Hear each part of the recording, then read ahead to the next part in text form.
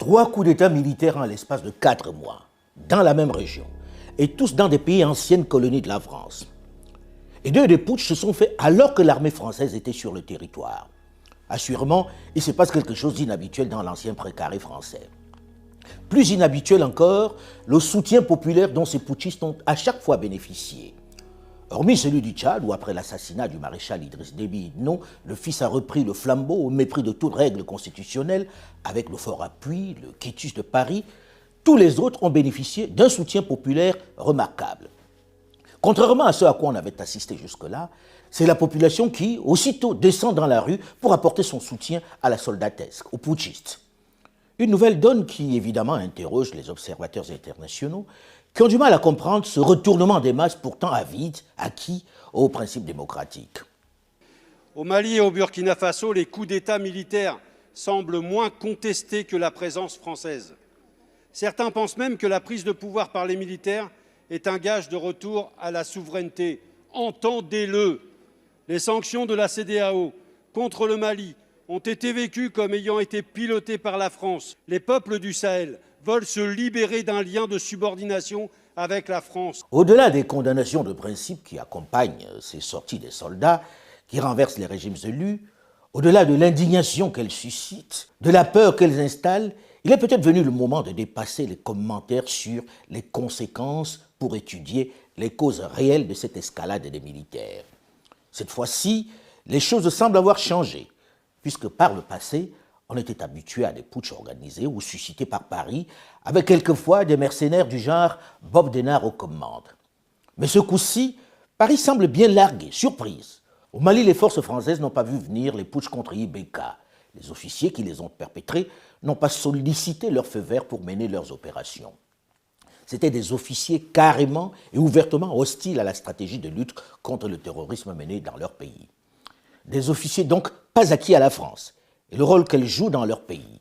Cette fois-ci au Burkina, alors que chacun voyait arriver le putsch depuis plusieurs mois, avec une première tentative échouée, dimanche 23 janvier 2022, sans coup férir, les officiers ont débarqué le président Roch-Marc Christian Kaboré, sans demander à Paris son avis, alors que les forces spéciales françaises sont basées à l'aéroport, alors que le chef des putschistes, le colonel Paul-Henri Sadaogo Damiba, est un ancien de l'école de guerre à Paris. En d'autres temps, il aurait été simplement l'exécutant des basses œuvres de la France. Mais les périodes et les réalités semblent avoir considérablement changé, puisqu'il n'a pas demandé l'autorisation de ses formateurs. Il les a même pris à contre-pied. Paris n'aurait jamais accepté ce putsch qui enterre non seulement son discours sur la bonne gouvernance, mais également sa stratégie de lutte contre le terrorisme au Sahel. Ce sont des officiers qui décident de rejeter la stratégie de lutte contre le terrorisme imposée à leurs dirigeants civils. Et ils n'ont même pas eu peur des sanctions prises par la CEDEAO 15 jours plus tôt contre leurs frères d'armes maliens. Un véritable camouflet pour la CEDEAO qui n'a pas pris la mesure du mécontentement, qui est totalement hors sol, mais surtout pour la France qui s'est profondément ensablée dans le Sahel. La politique extérieure de la France est dans l'égarement. Le renvoi de l'ambassadeur de France au Mali par les autorités maliennes en raison de vos propos récents, Monsieur le ministre, 2 jours après que le porte-parole du gouvernement de transition du Mali ait demandé à la ministre des Armées de la France de se taire, n'est pas une anecdote. La France perd pied. Depuis plusieurs années, partout, notre pays se comporte de manière arrogante et belliqueuse. Les djihadistes auront finalement, sans l'avoir programmé, donné une occasion aux différents peuples du Sahel d'ouvrir une large brèche dans la France-Afrique que tout le monde promet d'enterrer sans jamais y arriver. La peur de Paris semble avoir quitté les jeunes officiers et la population du Sahel. Mais se pose la question de savoir, c'est quoi la suite? Il ne suffit pas de prendre le pouvoir pour apporter la paix et le développement dont ont urgemment besoin ces populations. Il ne suffit pas de dénoncer l'ingérence française pour que les djihadistes qui menacent l'intégrité, j'allais dire l'existence même de ces territoires, soient chassés. Il s'agit pour les militaires de faire des propositions pour reconquérir ces espaces perdus, de choisir leurs partenaires militaires et techniques avec des feuilles de route claires, sans s'enfermer dans de vieilles conventions ou dans des considérations géopolitiques où les grandes puissances se font la guerre pour asseoir leur influence, souvent au mépris des pays qui sont censés accompagner. Et ce n'est un secret pour personne que la solution ne peut pas être du tout militaire. Non. La solution, c'est le développement et la gouvernance qui l'implémente. C'est en cela que l'on entre dans le vif du sujet, dans la réflexion. Une réflexion qui doit d'abord mettre fin à notre propension à croire que les autres, les pseudo-spécialistes et experts occidentaux, savent mieux que nous ce qui est bien pour nous. Regardez ce prestigieux parterre et mesurez combien il est loin de nos réalités. Combien ces solutions sont stéréotypées et dangereuses pour la cohésion de nos pays aux frontières artificielles qui sont créées pour mieux nous tenir. Il y a une sortie possible, mais qui est une sortie qui va passer par un règlement politique. Et ce règlement politique pourrait être, nous l'avons juste évoqué en introduction, une solution fédérale pour le Mali, qui prendrait en compte cette diversité. Si on applique, comme on l'a fait pour l'élection présidentielle, une élection au suffrage universel général pour l'ensemble du Mali, de façon mécanique, la population noire du Sud, qui est majoritaire à 90%, va imposer ses volontés à l'ensemble de la population malienne et aux 10% qui tiennent 50% du pays au nord. Donc, oui, je pense qu'il y a une solution, mais qui passe sans doute par une fédération malienne. Affligeant, non? Ça ne vous rappelle rien? La très célèbre conférence de Berlin de 1885, où les grandes puissances se sont partagées l'Afrique. Vous aurez remarqué que dans cette prestigieuse salle, il n'y a pas un seul Malien, pas un seul Africain, juste des Blancs qui disent connaître le Mali. Nous sommes au Conseil de l'OTAN, donc dans le sein des saints, la puissante OTAN. Regardez ce professeur et ses collègues, des spécialistes, un peu comme ce que l'on voit à la télé qui nous parle à longueur de journée de l'évolution de la pandémie de Covid-19 alors qu'ils n'ont aucune maîtrise sur le virus. C'est exactement dans ce type de cadre que s'est tenue en 1885 la conférence de Berlin qui a procédé au partage de l'Afrique entre les grandes puissances. Elles se sont partagées le gâteau entre elles sans demander aux Africains ce qu'ils en pensaient, découpant au gré de leurs intérêts, chacun se taillant sa part le plus juteux morceau, créant des frontières artificielles qui ne répondaient à aucune logique ethnique, culturelle ou politique. Aujourd'hui, sans gêne, ils recommencent. Ils envisagent une fédération du Mali, parce que selon leur savante analyse, la question est celle des populations majoritaires noires du Sud qui brimeraient celles du Nord blanches minoritaires. Il faut donc protéger les populations arabes et touaregs du Nord des méchants noirs du Sud. Quel raccourci! Quelle ignorance doublée de prétention! Et au passage, on sort la sempiternelle rengaine de la corruption de nos autorités qui auraient détourné tout l'argent donné. Et le problème, c'est qu'il faudrait que la communauté internationale soutienne, finance des projets locaux vis-à-vis du Nord et du Sud et qu'ils soient décidés localement pour éviter des problèmes de disparition, d'évaporation d'argent, comme ça s'est fait dans le passé. Ainsi, on a bonne conscience et on nous a donné un ennemi à abattre, nos chefs, qui volent tout. Ils ne sont pas des saints, c'est vrai, mais par moments, c'est un peu exagéré. Et leur faiblesse est de ne pas souvent avoir eu le courage de dire la vérité sur le traitement qui leur est réservé par leurs homologues du Nord plus forts en communication. À Bruxelles, des amis, des donateurs, des partenaires techniques et financiers nous ont promis plus de 12 milliards de dollars pour développer cette zone sensible, cette zone qui peut être le terreau où le terrorisme peut facilement s'installer dans cette zone. Nous avons fait nos projets, mais jusqu'au jour où je parle, en ce qui concerne le Tchad, aucun de ces projets n'a été financé. On n'a pas le financement. Qu'on nous accorde le bénéfice des doutes, qu'on nous donne cet argent, on a créé des structures parallèles qui doivent jouer l'intermédiaire entre nos États. Quand vous dites « on », Monsieur le Président, vous avez dit on va parler franc. Je prends le cas de l'Union européenne. Oui. Oui, le cas de l'Union européenne. C'est tout ce qui a été financé. Qu'est-ce qu'on a demandé? 12 milliards d'un côté pour le développement et 400 millions de dollars pour équiper nos armées, pour faire face à la situation de l'agression, de l'insécurité contre le Boko Haram. Sur les 400 millions, rien jusqu'à aujourd'hui. Sur les 12 milliards, rien. Aujourd'hui, c'est débloqué cet argent? Non, je ne sais pas de quel argent il avait pu être question. S'il s'agit de l'argent destiné au G5, ça attend toujours. La preuve, c'est que la dynamique qui avait commencé est en train de s'essouffler, il n'y a pas de doute. Il y a 31 ans, comme la plupart des subsahariens de ma génération, notamment francophones, pleins d'enthousiasme et de certitude, nous étions dans les rues pour accompagner ce que l'on a appelé le vent des démocraties, qui, parti de l'Europe de l'Est, traversait l'Afrique entière. Pour nous, c'était la bourrasque salvatrice qui allait sortir le continent de l'obscurantisme et de la misère. La démocratie devait être le remède magique à tous nos maux. Le président français, François Mitterrand, soucieux de redorer son blason, se saisissait de cette opportunité pour inviter les Africains à adhérer à cette religion.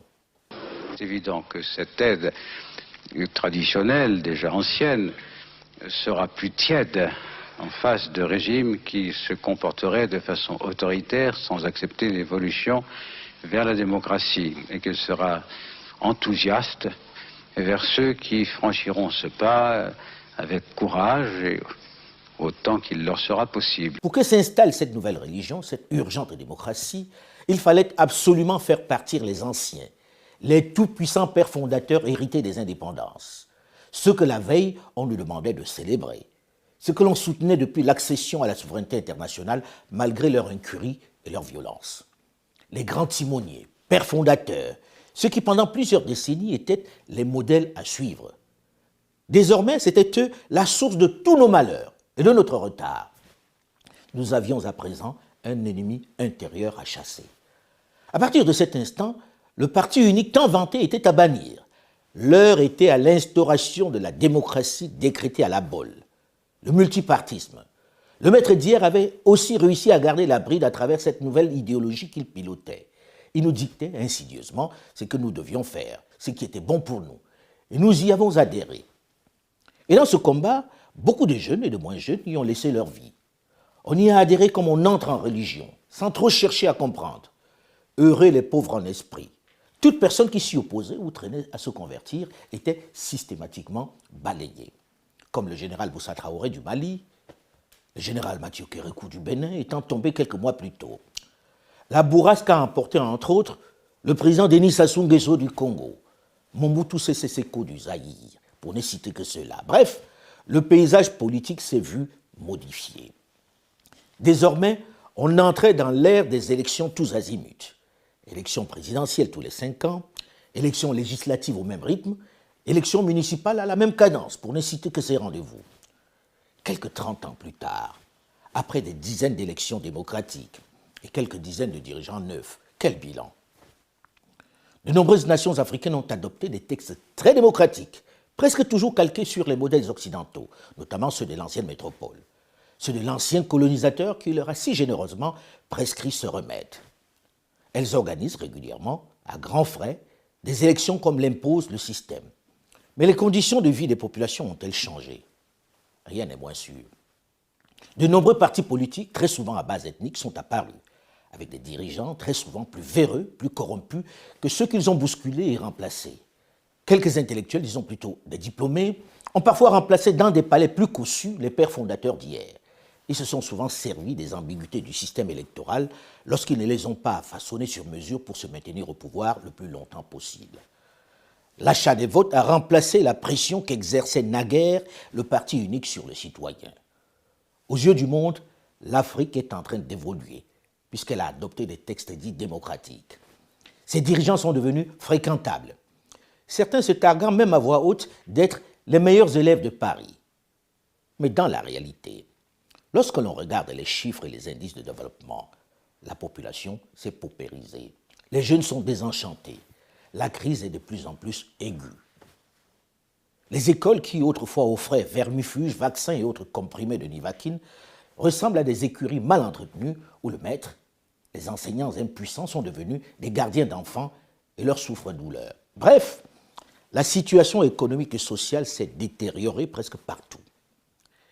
Quelques nations ont même basculé dans la guerre civile. Mais dans le même temps, sont apparus quelques chefs, souvent issus de la soldatesque, parfois arrivés au pouvoir par les armes ou à la suite d'événements sanglants, sans forcément passer par les urnes, qui curieusement ont changé le visage de leur pays. Des leaders qui parfois, en piétinant allègrement les sacro-saints principes qui ont été érigés au nom de la démocratie, ont surpris l'Afrique et avec elle la communauté tout entière en transformant leur pays en pôle de développement, en faisant reculer la pauvreté et en donnant de la dignité et le sens de l'intérêt commun aux leurs. Cela malgré les critiques acerbes et les menaces des grandes puissances toujours promptes à donner des leçons. Ils ont, au rythme d'une armée dirigée par un général, redonné espoir à leur peuple. Ils ont fait comprendre aux leurs qu'ils peuvent être maîtres de leur destin. Le Rwanda ou l'Éthiopie, jusqu'à une date récente, pour ne citer que ces deux pays, sont assurément de ceux-là. Pendant ce temps, dans la plupart des pays francophones d'Afrique centrale, l'on continue de s'accrocher au fauteuil sans vision, sans développement, mais avec une savante stratégie pour se jouer des insuffisances des textes fondamentaux aux couleurs démocratiques. On a installé au sud du Sahara francophone des démocraties électorales qui coûtent une fortune sans presque jamais apporter de solution. Certains disent que la démocratie n'a pas de prix. C'est très discutable. Petit inventaire. Sécurisation des bureaux, impression des bulletins, machines à voter. États et bailleurs de fonds dépensent chaque 5 ans des dizaines de millions d'euros pour organiser des élections présidentielles, parlementaires ou locales. Des coûts parfois polémiques, surtout lorsqu'ils ralentissent le processus électoral. Et parfois, la facture explose. Tenez, en 2010, en Côte d'Ivoire, les partenaires internationaux ont versé près de 252 millions d'euros pour les élections, un record en Afrique. En 2018, les élections présidentielles et législatives ont coûté au Mali un peu plus de 76 millions d'euros, soit presque 50 milliards de francs CFA. Ceci pour reconduire un président déjà aux affaires depuis 5 ans. 3 ans après, il a été renversé. C'est un peu comme si on avait mis cette extraordinaire somme dans les toilettes et on a tiré la chasse puisque ni le président élu, ni les députés ne sont plus là. Ils ont été balayés par les difficultés de la gouvernance. Cette somme correspond à plus de 10 hôpitaux de référence dont ont vraiment besoin les populations. Des hôpitaux qu'ils n'auront jamais. Au Cameroun, on a dépensé en 2018 pour les élections présidentielles un peu plus de 82 millions d'euros, soit 54 milliards de francs CFA, pour reconduire le président aux affaires depuis novembre 1982, et presque les mêmes représentants à l'Assemblée nationale, soit l'équivalent de 530 écoles de qualité dans le pays, ce qui changerait considérablement le monde scolaire et académique. Je ne parle pas du nombre d'hôpitaux qui auraient été construits pour le même prix, des choses concrètes qui auraient changé la vie des populations. Au Burkina Faso, en 2015, on a dépensé pour la présidentielle et les législatives un peu plus de 47 millions d'euros, soit plus de 30 milliards de francs CFA dans un pays enclavé où on manque de tout, où les hôpitaux sont des mouroirs et où la priorité doit être la sécurité face à des bandes armées qui tuent sans discernement dans les villages du pays, où les militaires manquent d'équipements pour défendre l'intégrité du territoire. Après avoir dépensé la même somme il y a moins de 2 ans, le président Roch-Marc Christian Kaboré a été renversé et le Parlement dissous. Encore des centaines d'hôpitaux brûlés sur l'autel des élections dites démocratiques. Des centaines de kilomètres de routes qu'on ne construira pas. En République démocratique du Congo en 2018, on a dépensé 600 millions de dollars pour la présidentielle, les législatives et les provinciales, soit près de 350 milliards de francs CFA. Ceci correspond à 400 km de route dans cet immense territoire totalement enclavé. 2 parcs agro-industriels, 5 avions Airbus 319 neufs, 4000 bus de transport neufs de marque Mercedes, plus de 4000 écoles primaires et secondaires. Avec cette somme, on aurait aussi pu bâtir plus de 5 barrages hydroélectriques pour fournir l'énergie qui fait si cruellement défaut à ce vaste territoire, ou encore 50 centrales de production d'eau potable dans ce pays où l'on meurt encore de paludisme. Ces calculs sont ceux de l'ancien Premier ministre Matata Ponyo Mapom. Tout cet argent, cette somme aurait pu permettre de lutter efficacement et définitivement contre l'insécurité dans l'est de la RDC où des bandes armées font encore la loi, où l'insécurité est devenue la règle. Il aura fallu, après le scrutin, plus de 2 ans de crise, de blocage, de tergiversation, de tractation, d'arrangement pour que le président élu, Félix-Antoine Tshisekedi Tshilombo, à la tête d'une union sacrée hétéroclite, puisse enfin prendre les rênes du pays. Et déjà, on envisage la prochaine échéance électorale.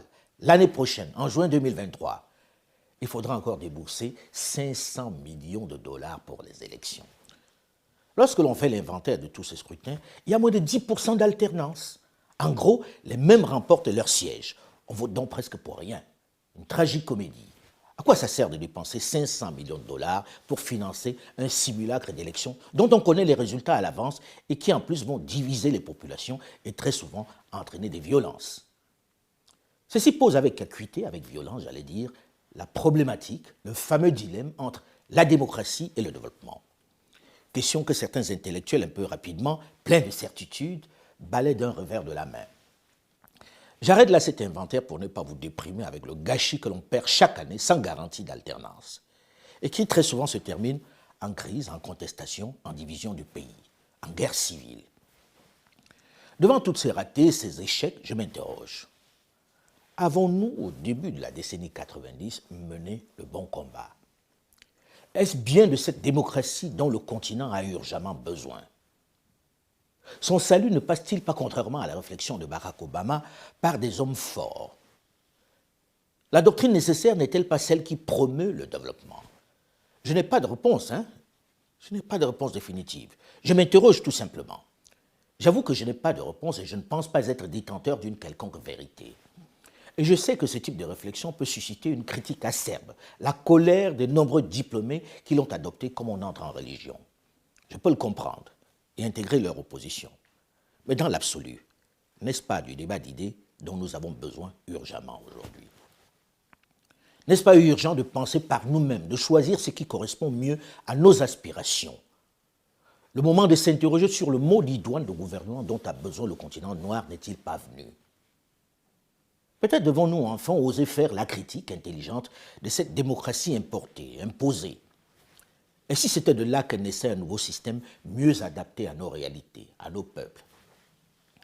Déjà, comment pouvons-nous imposer à nos parents, à nos campagnes, au plus grand nombre, un système qu'ils ne comprennent pas, qu'ils ne peuvent pas traduire dans leur langue, un modèle qu'ils ne peuvent pas définir? Et pourtant, nombreux sont les petits malins qui ont su tourner ce système imposé en dogme à leur avantage, remplaçant à coups de billets de banque, de sarderie ou de pain sardine dans leur village le chef traditionnel et les notables locaux, sans jamais rien apporter de concret aux populations.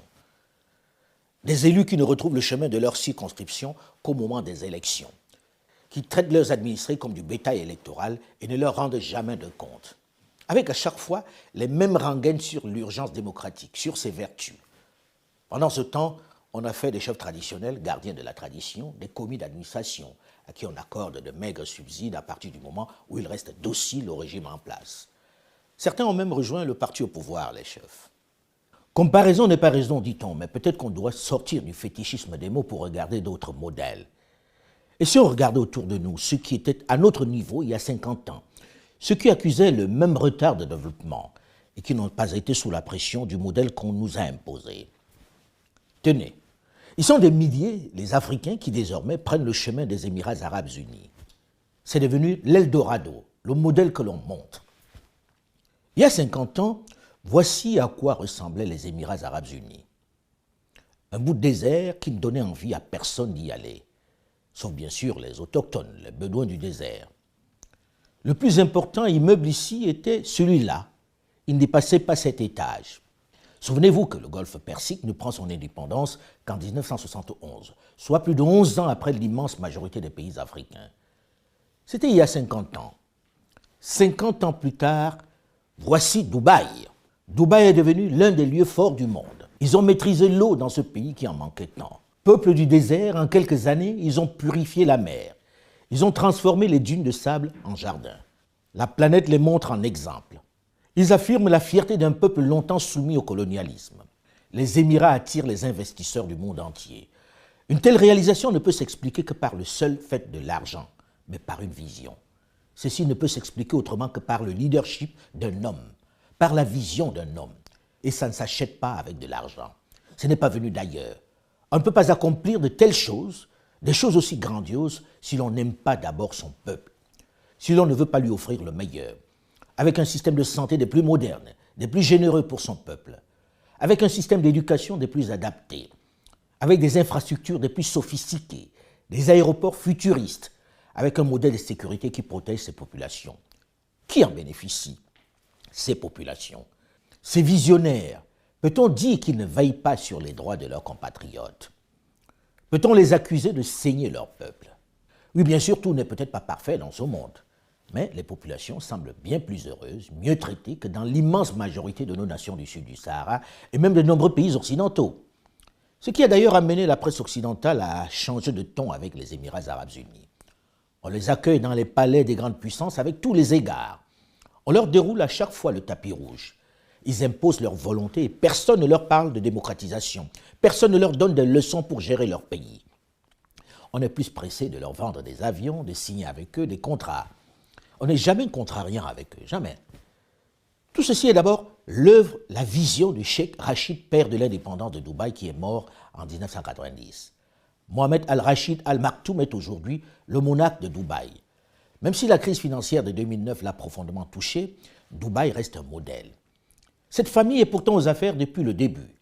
Cheikh Zayed Ben Sultan, surnommé le sage des Arabes, est resté aux affaires de la création des Émirats arabes unis en 1971 jusqu'à sa mort en 2004, soit 33 ans. Il a été remplacé par Cheikh Khalifa bin Zayed Al Nahyan en 2004. En gros, la famille est au pouvoir depuis 1932. Mais personne ne leur fait le sempiternel reproche de la dynastie ou de la limitation des mandats à 2. Aujourd'hui, ils sont des milliers, les Africains, qui émigrent vers ces territoires malgré l'hostilité qu'ils y rencontrent souvent. Il produit un effet dément sur nombre d'entre eux. Il est devenu une plaque tournante de l'économie du Moyen-Orient, mais également de la planète tout entière. Les populations africaines ne diraient pas non, ne dédaigneraient pas si on leur proposait ce niveau de vie, cette qualité de vie, ce cadre, ces infrastructures. Ce n'est pourtant pas une démocratie, loin s'en faut. Mais les nationaux y sont heureux. Autre modèle, autre succès, Singapour. Lee Kuan Yew, Premier ministre de la République de Singapour de 1959 à 1990, cofondateur du pays, supervise la séparation de Singapour de la Malaisie en 1965 et entame les transformations, en dirigeant le pays de façon autoritaire.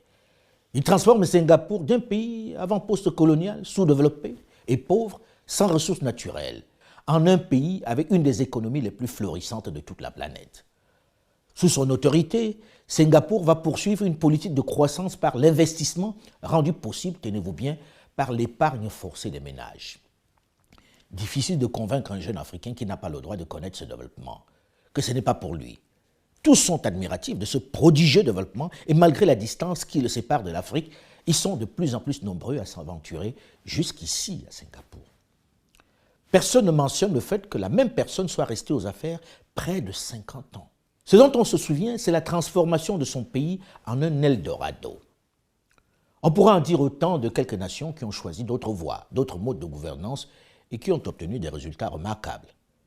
La Chine qui est aujourd'hui l'usine du monde. Je sais que je suscite aussitôt lire des bien-pensants donneurs de leçons et ayatollahs de la pensée unique occidentale en disant ceci.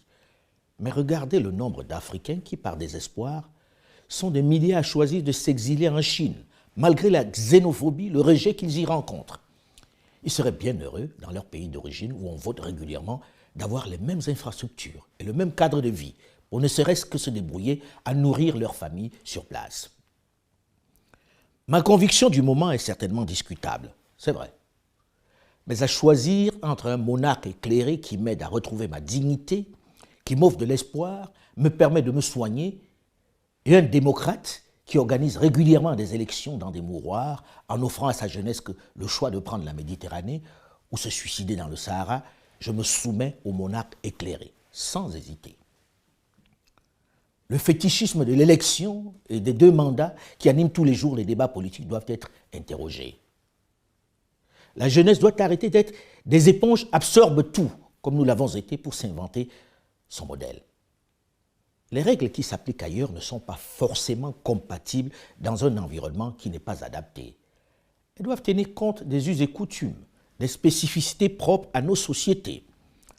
On me dira que nous sommes tous égaux, que les règles sont universelles, qu'on vit dans un grand village planétaire. Ça fait beau dans les cours à l'université, mais on sait que ce n'est pas vrai. C'est à géométrie variable. Cette règle de la limitation à 2 mandats n'a pas toujours existé dans les grandes nations démocratiques. Aux États-Unis d'Amérique pendant la crise, Franklin Delano Roosevelt est resté aux affaires de mars 1933 à avril 1945, soit 3 mandats complets et un 4e qu'il avait entamé avant de mourir 3 mois après son investiture. Il est donc resté 12 ans et 1 mois à la Maison-Blanche. Personne n'a dénoncé un viol de la démocratie.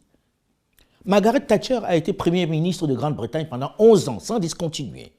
Plus récemment, en Allemagne, Angela Merkel est restée chancelière de 2005 à 2021, soit 16 ans, sans qu'on lui reproche la longévité de son règne. En Israël, Benjamin Netanyahou est resté plus de 15 ans comme Premier ministre. Vladimir Poutine, malgré un tour de passe-passe qui lui a permis de céder momentanément son fauteuil à Dmitry Medvedev, est revenu et s'organise pour rester aux affaires jusqu'en 2030 au moins. Si on est tous désirés de l'alternance au pouvoir, on ne peut pas en faire un dogme obligatoire au bon fonctionnement de la démocratie. La limitation des mandats est certes souhaitable, mais elle ne garantit pas pour autant la bonne gouvernance. Ayons le courage d'affronter cette vérité. Je commencerai par dire que ne dure pas au pouvoir qui veut, mais dure qui peut. Mais il faut le préciser de suite, sans ambiguïté. La longévité au pouvoir n'est pas non plus un gage de succès, non. Elle peut être un réel frein pour le développement pour peu que les leaders n'aient aucune vision, aucun réel projet. Il suffit pour s'en convaincre de regarder les pays d'Afrique centrale où l'on bat des records de longévité aux affaires. Guinée équatoriale, Cameroun, Congo, pour ne citer que ceux-là. On ne peut pas parler de succès, le développement n'est pas vraiment au rendez-vous, c'est un fait. Ils sont aux affaires depuis plusieurs décennies pourtant. Ils n'ont toujours pas transformé leur environnement. On est loin de Dubaï là, hein? C'est aux jeunes de savoir tirer les avantages et les inconvénients de tous ces systèmes pour construire leur avenir. L'essentiel est de sortir des dogmes. De faire froidement, sans émotion, le tri dans les connaissances livresques et les modèles proposés pour adopter ceux qui conviennent à leur environnement direct. Si certains penseurs des siècles précédents ont mis sur pied des modèles de gouvernance, des idéologies qui régissent leur société jusqu'à ce jour, des concepts de gouvernance qui ont traversé des siècles, il est logique, si nous sommes des êtres humains sans complexe et dotés d'intelligence, de penser, d'inventer un modèle qui serait idoine à notre société. Sans rejeter celui des autres, mais en ne prenant que ce qui est vraiment utile et adapté. Sans mimétisme et avec pragmatisme. Je vois déjà les intellectuels du Nord, comme beaucoup d'autres du Sud, s'offusquer du fait qu'un journaliste puisse faire la critique de la sacro-sainte démocratie. Je les vois déjà allumer le bûcher. Mais il est temps de sortir de cette bien-pensance, de cette pensée unique, gluante de certitude, pour libérer la pensée d'une jeunesse qui en a assez de ces promesses, de ces théories. Il faut arrêter de faire semblant, de détenir le savoir, alors que chacun sait que ça va mal et que nous n'avons aucune vue. On n'a même pas vu arriver la révolution, le changement de paradigme qui se fait aujourd'hui dans nos maisons avec des jeunes qui aspirent légitimement à créer leur monde. Le nôtre a vécu. Ayons l'humilité, la décence de reconnaître que nos solutions sont de plus en plus un peu obsolètes face aux réalités auxquelles nous sommes confrontés. Il faut peut-être accepter un toilettage en profondeur de ces concepts. On ne doit pas oublier que pendant 2 millénaires, la démocratie était synonyme de chaos social et de guerre civile. Platon trouvait ce régime catastrophique. Nous sommes sans doute en train de vivre la fin de l'hégémonie occidentale sur le monde. Nous nous étions habitués à un ordre international qui, depuis le XVIIIe siècle, reposait sur une hégémonie occidentale. Vraisemblablement française au XVIIIe siècle, par l'inspiration des Lumières, sans doute britannique au XIXe grâce à la révolution industrielle, et raisonnablement américain au XXe, grâce aux 2 grands conflits et à la domination économique et politique de cette puissance. Les choses changent. Et elles sont profondément bousculées par les erreurs des Occidentaux, dans certaines crises, par les choix aussi américains depuis plusieurs années. Et puis, c'est aussi l'émergence de nouvelles puissances dont nous avons sans doute longtemps sous-estimé l'impact. La Chine au premier rang, mais également la stratégie russe, menée, il faut bien le dire, depuis quelques années avec plus de succès. L'Inde qui émerge, ces nouvelles économies qui deviennent aussi des puissances, pas seulement économiques, mais politiques, et qui se pensent, comme certains ont pu l'écrire, comme de véritables États-civilisations, et qui viennent non seulement bousculer notre ordre international, qui viennent peser dans l'ordre économique, mais qui viennent aussi repenser l'ordre politique et l'imaginaire politique qui va avec. Tout ça doit nous poser des questions profondes. D'abord, me faire constater que les habitudes, les dogmes qui étaient les nôtres ne sont plus valables. Nous devons être conscientes que l'Europe n'est plus le principal interlocuteur de l'Afrique. Si nous voulons continuer à avoir cette relation privilégiée avec elle, nous devons changer de méthode. Flexibilité, rapidité, efficacité, voici comment utiliser nos instruments de financement pour soutenir les solutions africaines. Et c'est aussi à l'Afrique de formuler ces demandes, de proposer ces solutions et surtout de choisir les modèles de développement qu'elle veut pour sa population. La brutalité, la prédation, le néocolonialisme, les méthodes utilisées par certains partenaires de l'Afrique ne sont pas les nôtres. C'est clairement dit. À vous jeunes de vous décomplexer et réfléchir à de nouveaux concepts, à de nouveaux modèles adaptés à notre environnement. Il est temps de sortir du mimétisme et de profiter des errements des autres pour prendre votre liberté. Mais surtout, il ne s'agit pas de quitter un maître pour un autre. Il ne s'agit pas de se libérer d'un conquérant pour un autre dominant. Il ne s'agit pas de dire « je vais me vendre aux Chinois, aux Russes ou aux Indiens ». Non. Il s'agit de tracer sa propre voie, sans complexe. Le monde vous appartient et le ciel seul est la limite. Faites de ce siècle celui du réveil de l'Afrique, afin que dans les prochains, on puisse parler de l'ère africain. Vous en êtes capable. Pensez à activer la cloche pour vous abonner à notre chaîne YouTube, Alain Foka Officiel. N'oubliez pas non plus de vous abonner à notre page Facebook, Alain Foka Officiel, ou à nous suivre sur notre compte Twitter et TikTok, Alain Foka 2005, les seuls à mon nom. Méfiez-vous des nombreux faux comptes. Merci pour votre fidélité et votre soutien constant. Ils sont mon moteur et mon oxygène. L'impérialisme, aujourd'hui, sait qu'il est très important, il est plus utile pour lui de nous dominer culturellement, beaucoup plus que militairement. La domination culturelle est la plus souple, la moins coûteuse, la plus efficace. Et c'est pourquoi nous disons qu'aujourd'hui, pour renverser le régime de Haute-Volta, il n'est peut-être pas nécessaire d'amener des mercenaires puissamment armés.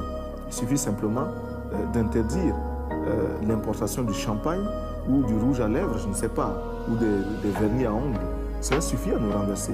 Parce que la petite bourgeoisie aujourd'hui est convaincue qu'elle ne peut se passer de ces produits-là. Eh bien, il nous faut travailler à décoloniser les mentalités. Nous travaillons à reconditionner notre peuple, à accepter de vivre tel qu'il est, à ne pas avoir honte de ces réalités, à s'en contenter